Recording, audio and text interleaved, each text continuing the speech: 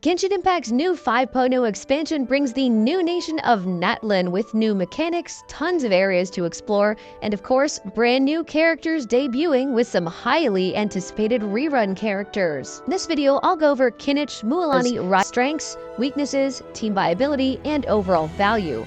That way you'll know which one of these 5 stars is most worth your primo gems. Just know that KINICH and MUALANI are new 5 stars, so we'll still need to test them in order to fully understand how good they are, but based on the info we have, we can still give them a proper evaluation. Make sure to like this video to receive the blessing of Shark Luck, share it with anyone you think it can help, and let me know who you're pulling for in the comments. Now we're moving on to the Pixel Pulverizer and Derezzed Dendro Blaster, KINICH. KINICH is a Claymore-wielding, on-field Dendro damage dealer whose special ability basically turns him into Wisdom Form Sora from Kingdom Hearts. I personally think he has some of the cleanest and best animations in all of Genshin Impact, but is he all flash with no substance? Let's take a look at his kit. KINICH is a Dendro character that incentivizes playing a Burning or Burgeon team. His playstyle revolves around his elemental skill. When he uses this skill, he grapple hooks onto enemies and then Spider-Man swings around them, while also skating and blasting them with Dendro damage. During this state, his Night Soul Blessing will charge up, and when it's maxed out, KINICH can fire a devastatingly strong Dendro Cannonball. The faster you can charge up this Night Soul Blessing, the more giant cannonballs you can shoot. And there's several ways to do just that. You get some charge points every second you spend in his elemental skill state. You get some from doing normal attacks. You also get points when enemies are burning or someone in your team triggers Burgeon. And finally, you get more points when you enter a special zone that is highlighted on the ground. So to play KINICH, you'll want to use team members that can set up Burning or Burgeon, and then use his elemental skill to grapple onto an enemy, then find the special zone highlighted on the ground, spin towards it, and accumulate points until you can fire off your Dendro cannon shot. And then you find the next highlighted zone on the ground, and then repeat. And while KINICH is definitely incentivized to play in a Burning or a Burgeon team, he doesn't have to. You get about 1 extra cannon shot on average in a Burning or a Burgeon team, and that does amount to a lot of damage, but his personal damage isn't completely neutered if you decide to play him in a different team. So he does have a team that he really wants to play in, but is overall way less restrictive with team building than a character like Nilou, who cannot access her damage unless she's in a very specific team composition. KINICH's Elemental Burst is one of my favorite animations out of all of them, and it shows everyone the true power of a digital Dragon Lord. Which is to say that it does some Dendro damage over time, but it's not nearly as overpowered as it looks. KINICH's playstyle makes him look very slick, but it also makes him a lot more elusive and less reliant on defensive support characters. And undoubtedly, people will compare KINICH to Alhaitham, but the two actually differ in some important ways. First, Alhaitham does much better with Electro characters in a Spread or Aggravate team, while KINICH does much better in a Burning or Burgeon team. Secondly, Alhaitham has a bit lower personal damage, but because he does really well in Quicken teams, his team members end up contributing a lot of damage overall.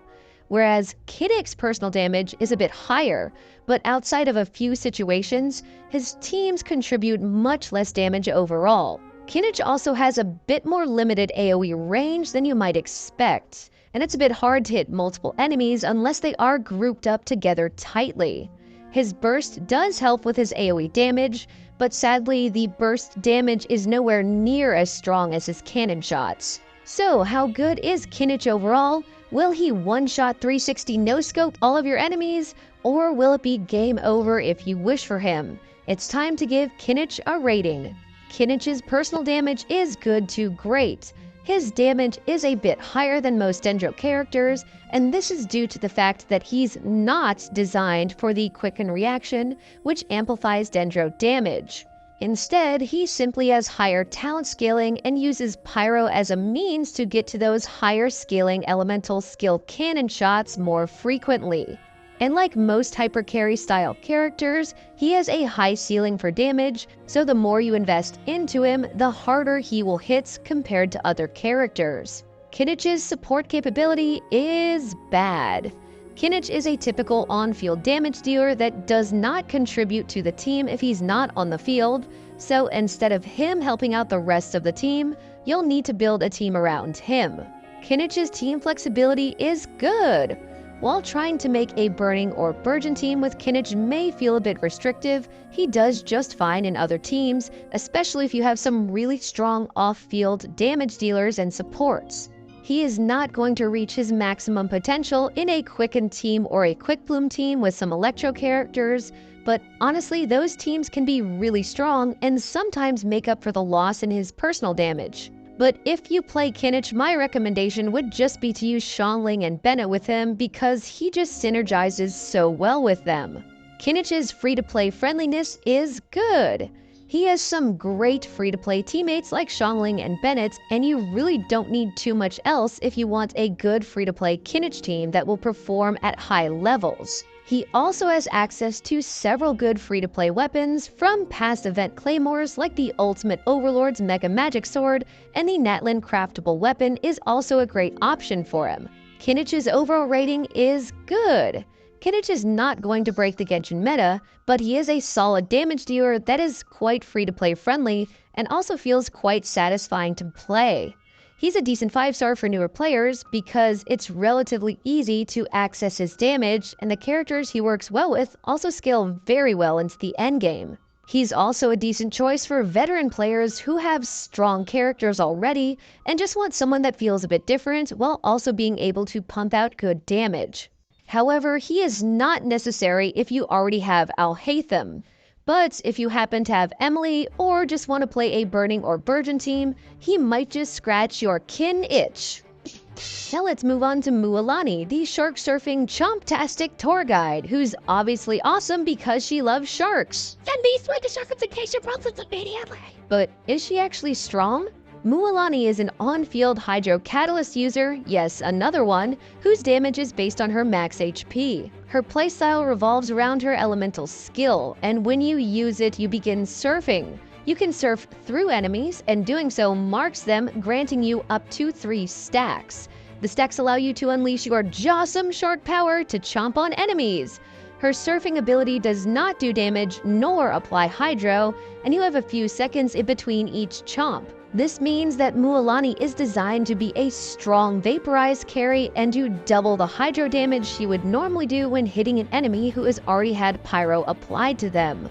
When she uses the shark bite, she clears all of the marks applied to the enemies from surfing, and then she releases several shark missiles that deal more damage the fewer enemies there are. Her surfing state continuously consumes night soul points, and you'll see a little meter on the side of her, which lets you know how long you can maintain your sharktastic surf mode. Her elemental burst is a super shark missile that deals significant damage based on her max HP, but doesn't have any special effects other than hitting hard. MUALANI is a bit limited in terms of AoE damage, and she's even incentivized to fight against fewer opponents, because the shark missiles released after she consumes her stacks and clears the marked enemies will deal less damage the more enemies there are. This makes her not as versatile as Neuvillette, who is another on-field hydro damage dealer that she is in direct competition with. So, how good is our shark girl? Is she a true champion, or is she all washed up thanks to the influence of Big Dolphin and the Dolphin propagandists?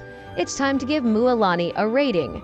MUALANI's personal damage is good to great. She has a very high damage ceiling, but without the right teams, setups, and rotations, it can be hard to actually reach her damage potential.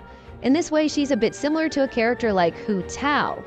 Very high damage potential, but when playing her, getting to that damage potential is not always consistent. MUALANI's support capability is bad. She is an on-field damage dealer, and if she's not on the field dealing damage or surfing with her shark, then she does not contribute to the team.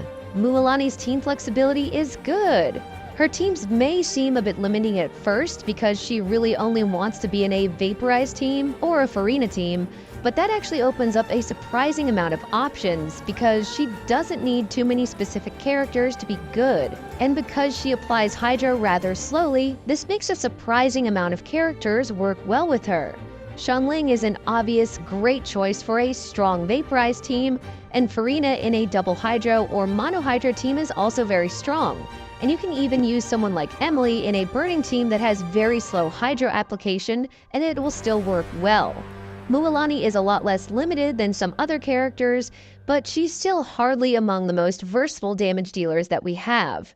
MUALANI's free-to-play friendliness is good. Everyone can get Xiangling for free, and she's one of MUALANI's best supports. And because she doesn't need that many specific characters to be good, MUALANI, Xiangling, and 2 Flexbots are a solid free-to-play team option for players who don't have that many characters. She also has good free-to-play weapon options, and you can use either the craftable prototype Amber or the free-to-play Natlin Catalyst. MUALANI's overall rating is good. She is a strong on-field hydro damage dealer, and as much as I am biased towards Sharks, I would be remiss if I didn't tell you that she is nowhere near as strong as Neuvillette. MUALANI is definitely good, but she does not have nearly the level of AoE capability, comfort, and general ease of play as Neuvillette does. So if you have Neuvillette already, you don't need MUALANI, especially because Neuvillette will just be stronger than her at the same level of investment. That being said, I am of course pulling for her because Shark. Recommended teammates from MUALANI include Xiangling, Farina, Kazuha, and Emily as some good picks for her, but really she does well with just about anyone who can apply enough pyro off-field and any supports that buff elemental and normal attack damage. I hope this review has been helpful and clarified the value of certain characters for you. Please let me know which characters you are wishing for